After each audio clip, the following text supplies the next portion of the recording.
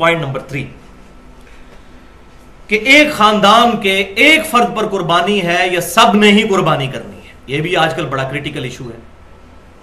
یہ ساروں نے قربانی کرنی ہے.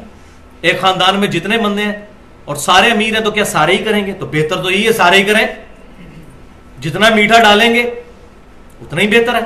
آخرت کے لیے سیف کریں اس کو، عبادت. لیکن دین کی طرف سے اوبلیگیشن ہے کہ ایک خاندان کی طرف سے ایک قربانی ہوگی.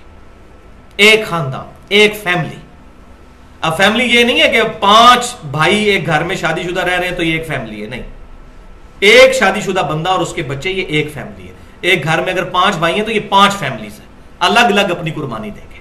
یہ نہیں ہے نہیں جی ہم تو ابا جی کو تنخواہ دیتے ہیں، ایک ابا جی نے قربانی کر دی سب کی طرف سے ہوگی. نہیں، باقی خرچے لادا لادا ہیں. قربانی کی باری ہے تو ابا جی دیں گے. نہیں، تو ایک خاندان، میاں بیوی اور بچے، وہ ایک خاندان تصور ہوں گے، ان کی طرف سے ایک قربانی. اور وہ ثبوت جامعہ ترمذی اور سنن ابن ماجہ میں صحیح سند کے ساتھ حدیث ہے. عطا بن یسار تابعی کہتے ہیں کہ میں نے سیدنا ابو ایوب انصاری جو نبی صلی اللہ علیہ وسلم کے میزبان تھے ان سے پوچھا کہ آپ صلی اللہ علیہ وسلم کے زمانے مبارک میں آپ لوگ قربانی کس طرح دیا کرتے تھے؟ تو انہوں نے کہا کہ آپ صلی اللہ علیہ وسلم کے مبارک زمانے میں ہم میں سے ہر شخص ایک خاندان کی طرف سے ایک ہی بکری قربان کیا کرتا تھا، اور وہ اس کے اور اس کے گھر والوں کی طرف سے تصور ہوتی تھی.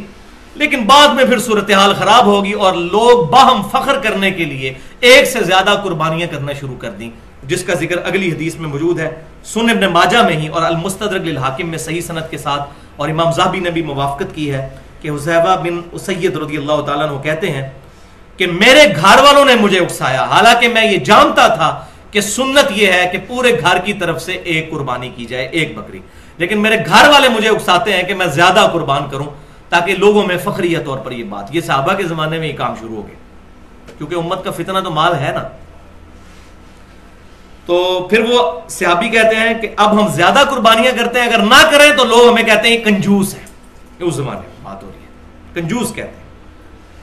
تو یہاں پر یہ بات بھی سمجھ لیجئے کہ جو بیرون ملک لوگ آباد ہیں وہ گھر والوں کو یہاں پیسہ بھیجتے ہیں تو وہاں ان کو قربانی پھر کرنے کی ضرورت نہیں ہے. بیوی بچے ادھر ہیں، ماں باپ ادھر ہیں، تو وہاں سے پیسے بھجوا دیے تو اس کی طرف سے قربانی ہوگی. وہ خاندان کا سربراہ ہے، یہ نہیں ہے کہ اس نے لادا ادھر قربانی کرنی ہے. اسی طریقے سے فطرانے کے پیسے، باقی چیزیں جو ہیں وہ یہاں پر اگر کوئی بھجوا دیتا ہے تو یہاں پر دے دیں گے تو ادا ہو جائے گی.